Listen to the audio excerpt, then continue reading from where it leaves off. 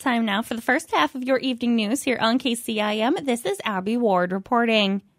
The Carroll Community School District is discussing different avenues they can take if House Bill 542 should pass legislation, increasing the minimum for teacher salaries.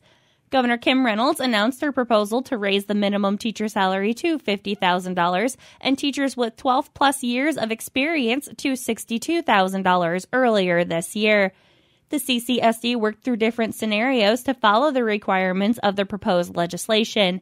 One option the district is considering is increasing the wages to the minimum as required, but not adjusting other teachers' salaries. The district would need to spend an additional $345,320 to get 49 teachers to the $50,000 base and 23 experienced teachers to $62,000.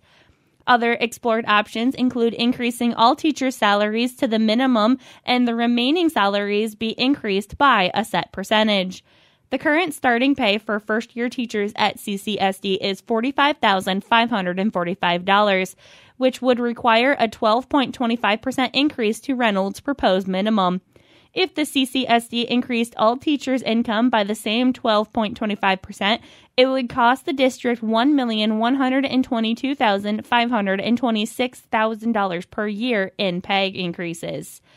The last option considered would be getting the proposed salaries to the minimum, then increasing the remaining teachers' income by 2.5%. By following that guideline, the 127 teachers employed at CCSD would cost $467,745 more annually. No action was taken on this as the proposed bill is still being discussed in the House and has been tabled as of February 1st. CCSD is just looking ahead in case the legislation is signed into law. Thomas Rest Haven in Coon Rapids is hosting their first outreach program for community members tomorrow afternoon. The program was initially scheduled for earlier this year, but it was postponed due to Iowa winter weather. Social Services Director Rachel Hoffbauer says Thomas Rest Haven wants to start programs as a way to be a resource for the Coon Rapids and surrounding communities. Plains Area Mental Health Center will lead the presentation with information on how to take care of one's mental health and how to get the process started if seeking professional help. The program begins at 4 p.m. tomorrow in the Thomas Rest Haven dining room. There is no need to register, and it is a free event to attend. District 11 Representative Brian Best says the Iowa House Transportation Committee is putting together a new bill potentially easing restrictions on current school driving permits. Under this new legislation, the school and farm work permit would be combined into one new minor's driver's license instead of two separate entities. Students who are not yet 16 years old but have completed driver's education would qualify for this permit, allowing them to drive unaccompanied by a fully licensed guardian to and from school, extracurricular activities, work, and a service station. A student with this permit would be able to drive 25 miles away and would be allotted an hour before and after the event to drive, but not after that specific time frame. The new driving privileges would allow students to drive to a non-farm job and have 3 residences instead of just one they can drive to themselves. Parents or guardians of the student would have to submit written consent to the Department of Transportation for approval of the work and resident location before the student could drive unsupervised. Concerns are being raised about this new legislation as giving teen drivers more independence could potentially increase the risk of accidents for themselves and other drivers on the road. Harsher penalties will be enforced on those who violate the rules to ensure teens are following these new restrictions. Those in violation would lose their permit for 3 months and have to wait an additional 3 months before being able to apply for their intermediate driver's license at 16. The bill is still being worked on by a subcommittee and is set to be considered by a full committee before the deadline of February 15th. The Carroll County Cattlemen's Association is excited to announce a new program to help local youth start their careers in livestock production. Brett Grieve with the association says it is an aggressive initiative to reduce barriers young people face when starting their herds. New for this year, what we're going to call the Beef Builders Program. It's going to be for a young individual or a few individuals. We haven't decided yet, but basically it's going to be a $7,500 interest-free loan to start a beef herd, whether they want to do it with breeding cattle or market animal. They can do that, and it's basically 5 years interest-free to get them started. The Beef Builders Program was developed in response to declining applications for the Cattlemen's Annual Scholarship and fewer young people joining the industry. It isn't a lack of interest in raising beef that is the problem, Cody Erickson says. The high financial barrier to entry is holding entrepreneurial youth back from taking their first steps into becoming a cattleman. There's kids out here that want to be involved, but A, they don't have the finances to do it, nor maybe their parents have the finances to help that kid out, So we're just kind of here to help hopefully get somebody's dream started and keep it building in their right direction. Grieve says the application criteria is quite easy for those interested participating in the new program. Basically, the qualifications are 12 to 25 years of age, so there's a lot of individuals out there that could probably use it. Applications are tentatively scheduled to open during the Carroll County Cattlemen's Annual Banquet on February 24th and will close on June 1st. The winners are expected to be announced sometime this summer. Erickson and Grieve say they expect the Beef Builders Program to be highly competitive and look forward to its impact on the local beef community. And that has been the first half of your evening news here on KCIM. We will be back for more after these messages. Tune in tomorrow morning during the 7 o'clock hour to hear from Chaplain Angelo for a Rise and Shine. Be inspired, reconnect, and reflect with a quick inspirational message. Tune in tomorrow for a Rise and Shine during the 7 o'clock hour. Brought to you by St. Anthony Regional Hospital. Hi, this is Chloe Dankert, and for the past 2 years, I have had the privilege of working in the marketing department here at Carroll Broadcasting. It has been so rewarding and has given me a real sense of accomplishment as I reached my goals. But things in my life have changed as my husband and I welcomed a baby girl in 2022. With my responsibilities and schedule as a mom, it made more sense to move to a new position with Carroll Broadcasting. As excited as I am to get started in my new role, I want to let you know that Carroll Broadcasting will be looking for our next member of our marketing team. If you're outgoing, love meeting and helping people, and using your creativity to make their businesses a success, then Carroll Broadcasting is the perfect place for you to call home. Apply today by sending your resume to Kim Hackett, our general manager, at kim@carrollbroadcasting.com. Carroll Broadcasting is an equal opportunity employer. Time now for the second half of your evening news here on KCIM. But before we get into the stories, let's take a look at a quick weather forecast with some weather facts from today. So tonight we're looking at mostly cloudy skies with a low around 39, wind gusts as high as 20 miles per hour. Tomorrow, mostly cloudy skies with a high near 59, wind gusts as high as 34 miles per hour.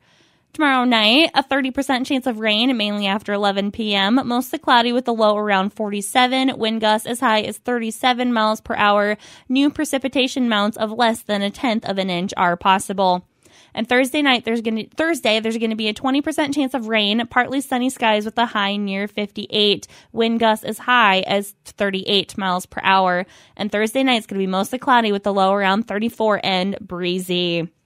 Yesterday's high was 55 degrees set at sometime in the afternoon, and yesterday's low was 24 degrees set at 7:45 a.m.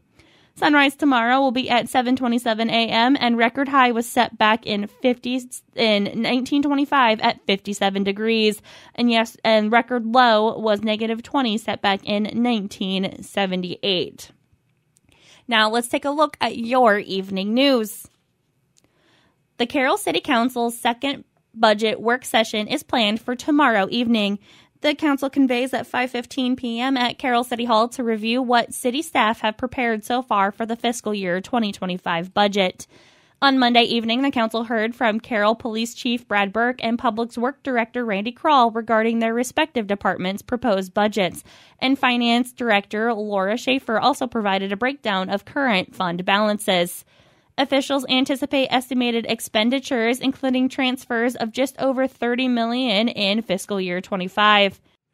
The proposed total levy for fiscal year 25 is expected to decrease slightly from $12.16844 per $1,000 of taxable assessed valuation to $12.16046.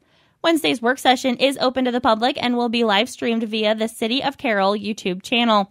Links to the agenda, video, and 298-page preliminary budget are included with this story on our website. Iowa officials released statements yesterday memorializing former Iowa Secretary of Agriculture Bill Northey following his death at the age of 64.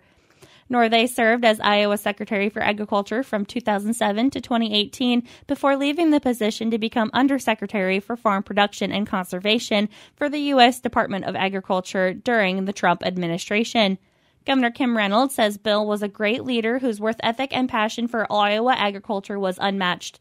Iowans and farmers around the country were fortunate to have such a rock-solid advocate and friend. Bill understood our responsibility to the good stewards of the land and exemplified the calling throughout his career. Senator Chuck Grassley says the Iowa farm community lost a giant. Bill Northey was a dear friend and fierce advocate for the family farmer. As Iowa's Secretary of Agriculture and Undersecretary for Farm Production and Conservation at the United States Department of Agriculture under President Trump, Bill's commitment to agriculture, biofuels, and conservations were unmatched. Senator Joni Ernst released a similar statement saying, throughout his career as a farmer, leader in key agriculture organizations, Iowa Secretary of Agriculture and U.S. Department of Agriculture Undersecretary, he was a steadfast advocate for the producers that feed and fuel our world. He helped establish Iowa as the national leader on key initiatives, including ethanol and the nutrient reduction strategy, while always remaining grounded and connected to his family farm in Dickinson County. I was thankful to work with him closely during my time in the Iowa Senate and the U.S. Senate on the issues that mattered most to our farmers. Current Iowa Secretary of Agriculture Mike Nagg says he loved Iowa and he loved Iowa agriculture. His curiosity, care for others, and love of learning made him a leader that everyone could admire. Bill brought a farmer's work ethic to every aspect of his life, and he was tireless in promoting our state, its people, and our agriculture. State Auditor Rob Sand says Bill Northey was always treated people with kindness, and despite disagreements, I never doubted his commitment to public service or his love for the state we both call home. Iowa Governor's Traffic Safety Bureau and law enforcement agencies are partnering to encourage fans to celebrate Super Bowl 58 safely. The statewide initiative emphasizes the responsibility of both hosts and attendees to prevent drunk driving incidents on game day, with the theme, Fans Don't Let Fans Drive Drunk. Statistics reveal the concerning trend, with an average of 8 people either killed or seriously injured each week in Iowa over the past 5 years due to crashes involving impaired drivers. Nationally, approximately 37 people lose their lives daily in accidents related to drunk driving. As Super Bowl 58 is set for February 11th, the GTSB urges individuals to plan for a safe celebration. Whether designating a driver, offering non-alcoholic beverage options, or arranging alternative transportation, the emphasis is on preventing the severe consequences associated with impaired driving. The GTSB collaborates with various organizations to implement strategies and initiatives to reduce road fatalities and injuries in Iowa through federally funded grants. As of February 5th, Iowa has already recorded 16 traffic fatalities this calendar year. That figure is 36% below last year's figure and 24.8% below the 5-year average, and law enforcement is pushing to keep the trends moving in the right direction. And that has been a look at your evening news here on KCIM. This has been Abby Ward reporting.